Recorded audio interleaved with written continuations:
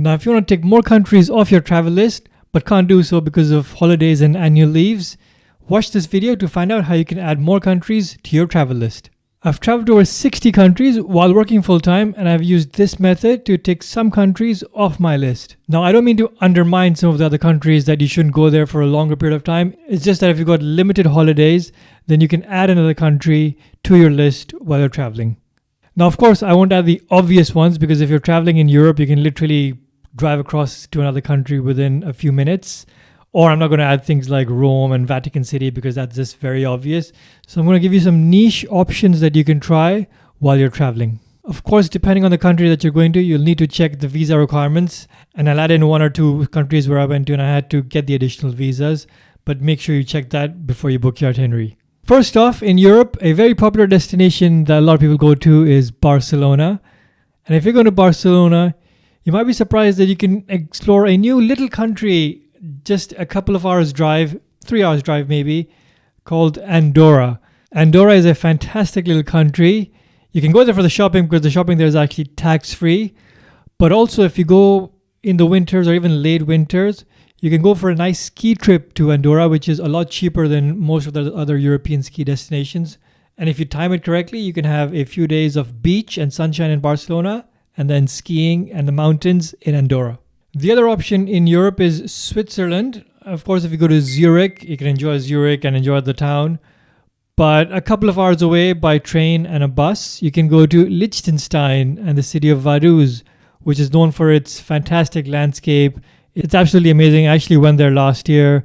The landscape is brilliant. The castle, the walks and the hikes, it's absolutely fantastic.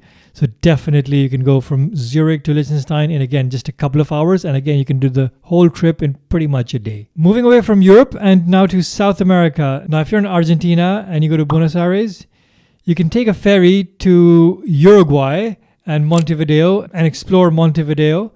It's a fantastic city. And also, if you have a bit more time, you can take the bus to a town called Punta del Este, which has got fantastic beaches. Highly recommend you going there. It's actually one of the most underrated beaches that I've been to. I really enjoyed my time there. So if you're in Buenos Aires, take a ferry, short bus ride. You can have the city vibes in Montevideo and also the beach vibes in Punta del Este and another country ticked off your list. Before I move on to my last tip, if you're enjoying this content and want more travel tips, please do subscribe to Travel Taught Me. And finally, to Central Asia. If you're going to Uzbekistan, which has been quite fashionable recently, specifically Samarkand, which has got fantastic history, you can actually take a day trip to go to Tajikistan and the western border of Tajikistan. You can get there again in an hour drive. You can book a day trip. You do need to get a visa for Tajikistan separately, but you can get that online. Ideally, if you book a tour through the agency who will manage everything for you. I'll create a separate video on that actually to explore the process and how easy it was eventually for me to go to the other side of the border to Tajikistan, do a day trip and come back. It's honestly a fantastic place. Again, I just went for the day, but Tajikistan's got a fantastic mix of the rugged landscape, nature, history. Honestly, it's one of the places where I would definitely recommend going. And honestly, if I had more time, I would have loved to explore more. And probably one day I'd love to go back there.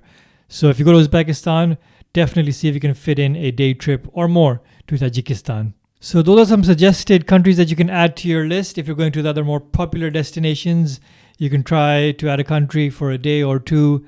Definitely recommend it. Let me know in the comments if there are other similar trips that people can do and add more countries to their list. And if you enjoyed the content, please do hit a like and thank you for watching.